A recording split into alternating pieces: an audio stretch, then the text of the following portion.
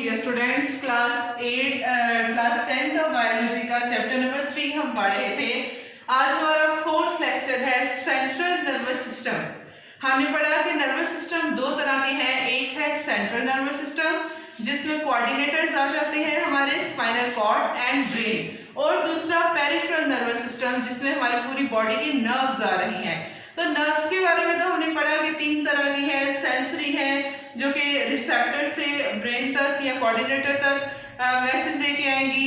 फिर हमने कहा कि इंटर है जो ब्रेन के अंदर पाई जा रही है, that screen out that message coming from the receptors. और एक मोटर न्यूरॉन्स थी, नर्व्स थी जो कि ब्रेन से मैसेज को लेके जाएंगी इफेक्टर तक, और देन इफेक्टर जो है वो अपना रिस्पांस शो करेगा। तो सेंट्रल नर्वस सिस्टम में आज हम ब्रेन पढ़ने जा रहे हैं कि ये ब्रेन किस तरह से है। आपके सामने मैंने इसके पार्ट्स को बना दिया है, ड्रॉ कर दिया है। ब्रेन की अगर हम बात करें इसकी लोकेशन की, तो ब्रेन जो है ये हमारी क्रेनियम में होता है।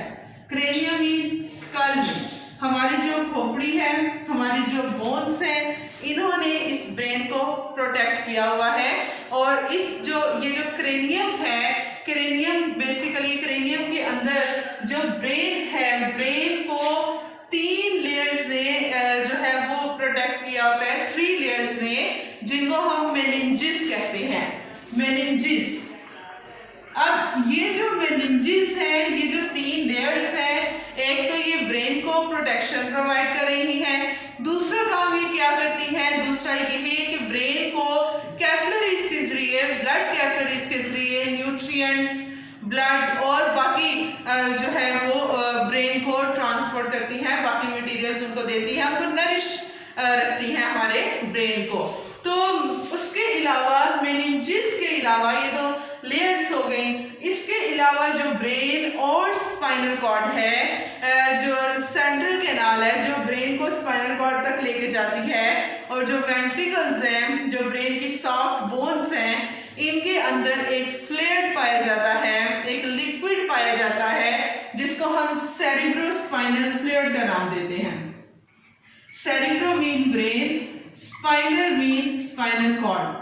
सेरिब्रोस्पाइनल फ्लूइड, इस फ्लूइड का क्या काम है कि इस सेरिब्रोस्पाइनल फ्लूइड ने भी ब्रेन को प्रोटेक्ट करना है।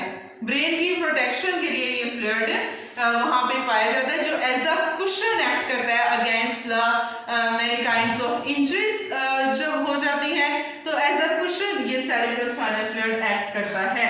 ब्रेन के हम पार्ट्स की बात करें तो मेन जो डिवीजन्स है ब्रेन की वो 3 हैं। एक है फोरब्रेन, एक मिड ब्रेन, और पीछे एक जो स्पाइनल कॉर्ड के साथ अटैच होगा, इस हिस्से को हम कहेंगे hind brain. Forebrain, mid brain और हाइंड ब्रेन। फोरब्रेन की अगर हम बात करें तो फोरब्रेन के फर्दर 3 हिस्से होते हैं। एक ये जो सबसे बड़ा, क्योंकि फोरब्रेन सबसे लॉन्गेस्ट जो है वो पार्ट है, largest part of the brain है, तो ये एक हिस्सा है जो सबसे बड़ा हिस्सा है ब्रेन का, जिसको हम कहते हैं सेरिब्रम। सेरिब्रम। इस सेरिब्रम के नीचे फिर हमारे पास यहाँ पे जो हिस्सा होता है इसको हम कहते हैं थैलेमस। एक हिस्सा ये हो गया। थैलेमस के नीचे एक हिस्सा होता है जो कि मिड ब्रेन के ऊपर है, जिसको हम कहते हैं हाइपोथैलेमस। मिड ब्रेन के ऊपर और थैलेमस के नीचे होता है। तो ये 3 पार्ट्स होते हैं फोरब्रेन के। इसी तरह से मिड ब्रेन जो है उसका यही एक ही पार्ट है, मिड ब्रेन, क्योंकि it only act as a link between the hind brain and the forebrain. Hind brain के 3 हिस्से हैं। एक है सेरिबलम, एक हमारे पास है यहाँ पर मेडुल्ला ऑब्लिगेंटा जो कि स्पाइनल कॉर्ड के बिल्कुल ऊपर होता है, और एक है हमारे पास यहाँ पर पॉन्स। ये 3 हिस्से हैं हाइंड ब्रेन के। अगर हम बात करें फोरब्रेन की, थैलेमस की बात करें, तो थैलेमस की जैसे हमने कहा कि ये हमारे पास सेरिब्रम के नीचे पाया जा रहा है। तो ये बेसिकली जो थैलेमस है ये as a relay centre act करता है।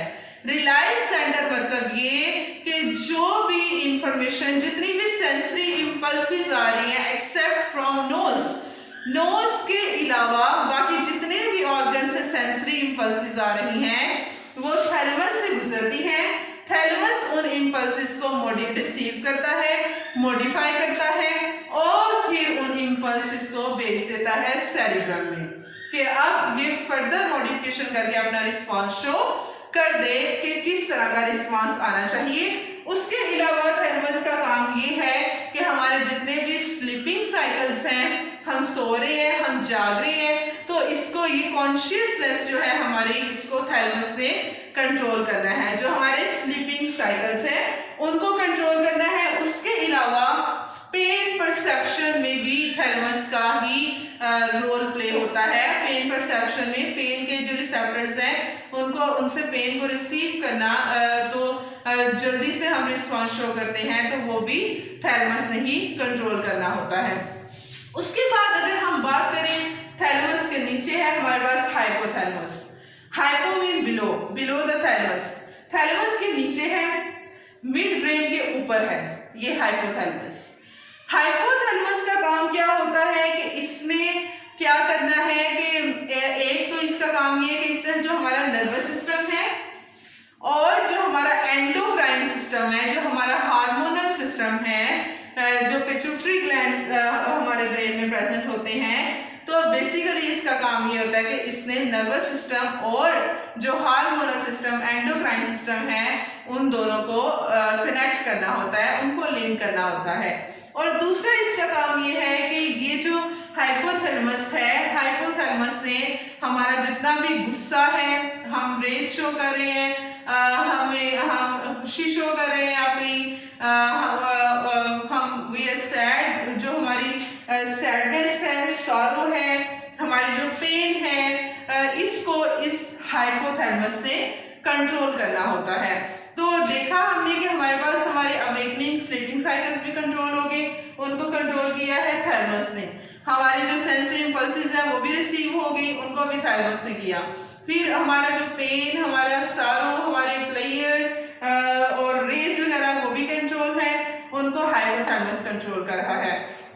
अगर हम नेक्स्ट सेरिब्रम की बात करें, जो कि फोर ब्रेन का सबसे लॉन्गेस्ट पार्ट है, जो कल हम डिटेल से पढ़ेंगे इंशाल्लाह, तो सेरिब्रम के बारे में आपको बता दूं कि जितने भी हमारे इनवॉलंटरी एक्शंस हैं, जो हमारे कंट्रोल में हैं, हमारे स्केलेटल मूवमेंट्स हैं, जितने भी हमारे जो पोस्चर्स हैं, जेस्चर्स हैं, उनको सेरिब्रम ने कंट्रोल करना होता है। सेरिब्रम के दो हिस्से होते हैं, आधा ये लेफ्ट सेरिब्रल हेमिस्फीयर और राइट सेरिब्रल हेमिस्फीयर। तो लेफ्ट सेरिब्रल हेमिस्फीयर जो है, इसका काम ये है कि इसने हमारा जितना भी राइट वाले बॉडी ऑर्गन्स हैं, बॉडी पार्ट्स हैं, उनको कंट्रोल करना है। और राइट सेरिब्रल हेमिस्फीयर का काम ये है कि इसने हमारे लेफ्ट वाले बॉडी पार्ट्स को कंट्रोल करना होता है। तो इसमें ऑल्फैक्टरी लोब्स होती हैं, जो कि हमारी जो ऑल्फैक्शन है, हमारी स्मेल है, हमने कहा कि थैलेमस स्मेल के अलावा, नोज के अलावा बाकी सबसे सेंसरी इंपल्सेस को रिसीव कर रहे हैं। वो इस वजह से क्योंकि जो स्मेल की लोब्स हैं, ऑल्फैक्टरी लोब्स, हमारे जैसे सेंस ऑफ स्मेल बहुत तेज होती है as compare to other senses. वो इस वजह से क्योंकि ऑल्फैक्टरी लोब सेरिब्रम में है, जो कि मेन सेंटर है हमारे ब्रेन का, फॉर ब्रेन का, तो इसने वो कंट्रोल करनी होती है सेंस ऑफ स्मेल को। इस वजह से हमारी ऑल्फैक्टरी लोब्स हमारे ब्रेन में, सेरिब्रम में पाई जाती है।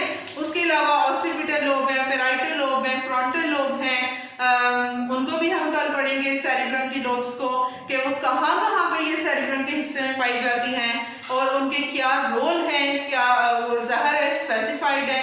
उसके अलावा हम कल मिड ब्रेन को भी पढ़ेंगे डिटेल से, और इंशाल्लाह कल हम हाइंड ब्रेन के जो हिस्से हैं उनको भी डिटेल से पढ़ेंगे।